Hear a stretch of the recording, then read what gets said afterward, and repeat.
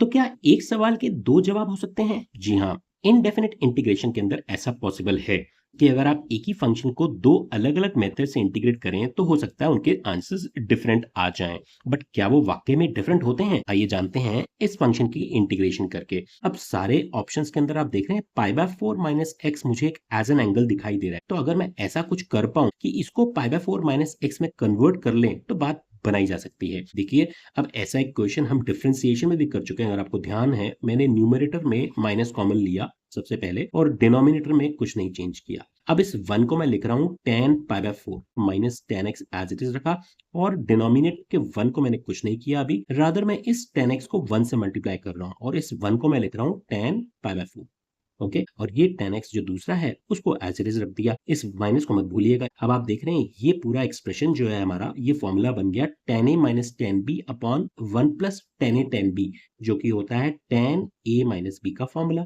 अब हमने इस पूरे एक्सप्रेशन को, जो हमारा फंक्शन था, उसको हमने रिड्यूस कर लिया tan pi by 4 minus x में। इसकी इंटीग्रेशन अब हम डायरेक्टली जानते हैं। दो आंसर्स होते हैं, दो तरीके से निकाला जा सकता है। एक तो कॉस की टर्म्स में आता है, दूसरी सीकेंड की टर्म्स में आती है। अब क्योंकि मुझे यहाँ आंसर सीकेंड की टर्म्स में चाहिए तो मैं सीकेंड वाला फॉर्मूला यूज कर लेता हूँ। tan की इंटीग्रेशन क्या होती है? Log of सीकेंड of theta. तो ये हो जाएगी log सीकेंड pi by 4 minus x, इसको मॉड में रखेंगे प्लस सी। अब अगर आप यहां तक करके ऑप्शन डी आपको दिखाई दिया और आपने करेक्ट कर दिया, गलती हो जाएगी। रुकिए जरा, ध्यान रखिए, ये भी कंप्लीट नहीं हुआ है। मुझे पाई बाय 4 माइनस एक्स की डिफरेंशिएशन यानी -1 से इसको डिवाइड भी करना है, जिससे हमारा आंसर ऑब्वियसली चेंज होकर के सी बन जाता है। ये ध्यान रखिएगा, ये कहां से आया? ये एक्चुअली में पाई बाय 4 माइनस एक्स को टी पुट करके डिफरेंशिएशन करके minus D X equal to D T से आता है। वो स्टेप दिखाने की जरूरत नहीं होती है इन प्रैक्टिस जब हम क्वेश्चन करते हैं, ये डायरेक्टली याद रखिएगा। बाकी ऐसे फॉर्मूले और कॉन्सेप्ट ध्यान रखने के लिए एक वीडियो मैंने बनाया हुआ है,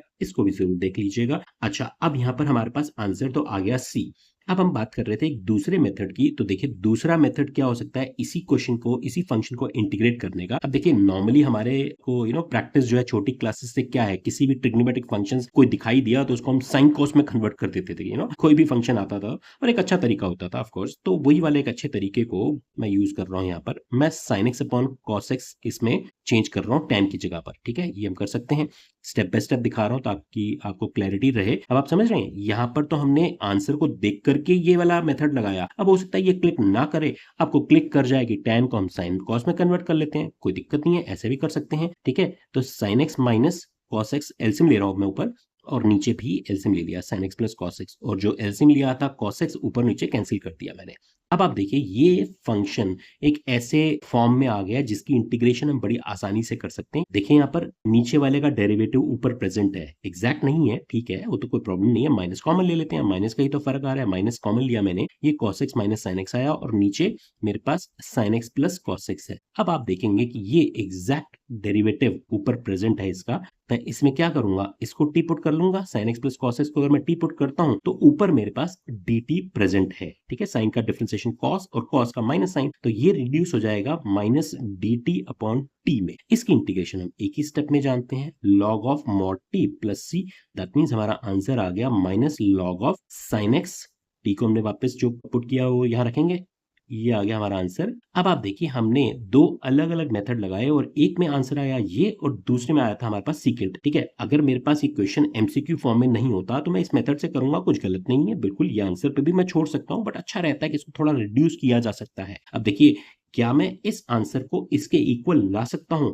ये एक बड़ा इंपॉर्टेंट एस्पेक्ट है, समझने वाला, ध्यान रखिएगा। ये वाला जो पॉइंट हम समझने जा रहे हैं अब, इसको आप काफी क्वेश्चंस में यूज करेंगे, तो ध्यान रखिएगा। ऐसे जब भी sign x plus cos x दिखाई दे, देखिए हम क्या करेंगे, मैं इसको 1/√2 से मल्टीप्लाई कर रहा हूँ with in the modulus value, जो मॉड के अंदर ब्रैकेट के अंदर है, उसको मैंने 1/√2 से मल्टीप्लाई किया और 1/√2 से इसको मैं डिवाइड कर रहा हूँ। मैं इसको कोशिश कर रहा हूँ कि यहां से यहां तक कैसे पहुंचा जाए। ये आंसर सेम बनाए जा सकते हैं, नहीं बनाए जा सकते हैं, ये हम चेक कर रहे हैं। तो देखिए, माइनस लॉग ऑफ, यहाँ पर सीकेंड पे अगर मेरे को वापस लेके जाना है तो मैं इसको सीकेंड तो नहीं बटा कॉस जरूर बना सकता हूँ। ये क्लिक करेगा एकदम से कि ये cos A cos B plus sign A sine B formula बना दिया जाए, तो इसको मैं कॉस ए माइनस बी बना सकता हूँ। देखेंगे आप यहाँ पर कॉस एक्स, और इसको मैं लिख रहा हूँ कॉस पाई बाय 4, इसको लिखता हूँ साइन पाई बाय 4। तो पहले इसको लिख दूं, क्या फर्क पड़ना है, कॉस पाई बाय 4 और कॉस एक्स, बीच में तो प्लस ही है, प्लस इसको मैंने लिख दिया sine pi by 4 into sine x. ठीक है, ये आ गया हमारे पास न्यूमरेटर। ओके, डिनोमिनेटर में मैं भी कुछ नहीं कर रहा हूं। अब आप देखिए ये जो न्यूमरेटर है ये क्या बन गया हमारा, this becomes cos of pi by 4 minus x. ठीक है, अब मैं यहाँ पर एक प्रॉपर्टी लगा रहा हूँ लॉग की। क्या प्रॉपर्टी होती है, लॉग एम बाय एन को हम log M minus log N लिख सकते हैं। जब डिवीजन में होता है तो एम और ये एन अलग अलग किया जा सकता है, बीच में माइनस आ जाता है। जैसे मल्टीप्लाई में होता है तो प्लस आता है बीच में। ठीक है, ये प्रॉपर्टीज आपको याद होनी चाहिए। ओके, अब यहाँ पर मैंने क्या बोला कि ये माइनस की वजह से माइनस लॉग ऑफ 1/√2 माइनस और माइनस प्लस हो जाएंगे, तो प्लस लॉग ऑफ 1/√2 मैंने अलग कर लिया और प्लस सी ये वाला एज इट इज लिख दिया। अब देखिए हम लगभग आंसर के नजदीक आ चुके हैं। हमें सीकेंड चाहिए, लेकिन आया क्या है कॉस, लेकिन माइनस भी आया, तो मैं इस माइनस को इसकी पावर बना देता हूँ। यहाँ पर भी मैं एक प्रॉपर्टी यूज कर रहा हूँ लॉग की। क्या होती है, एन लॉग एम अगर मेरे पास हो तो मैं इसको log M raise to the power N, यानी एन जो होता है ये एम की पावर बन जाता है। ऐसा हम कर सकते हैं। ठीक है, तो ये -1 एन मान लीजिए, तो इस -1 को मैं इसकी पावर बना दूंगा, तो ये बन जाएगा log of cos of pi by 4 minus x, इसका मॉड और पावर -1 प्लस ये इसको मैं लिख रहा हूं सी डैश।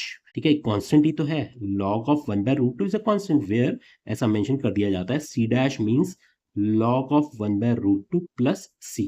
ठीक है जी, अब देखें यहाँ पर cos pi by 4 minus x का -1 पावर, यानी कि रेसिप्रोकल है, इनवर्स फंक्शन नहीं है। ओके, ध्यान रखिएगा। तो दिस बिकम्स व्हाट, cos का रेसिप्रोकल तो सीकेंट होता है, तो secant pi by 4 minus x. अब आप देख रहे हैं हमारा आंसर वो आ गया है जो हमें चाहिए था।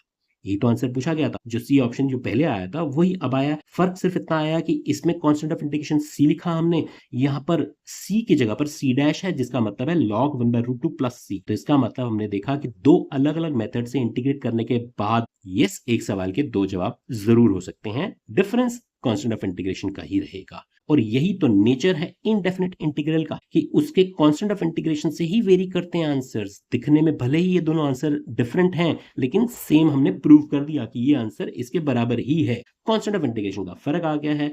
तो आज के लिए इतना ही रखते हैं, मिलते हैं अगले वीडियो में एक नए क्वेश्चन के साथ। You take care, bye bye.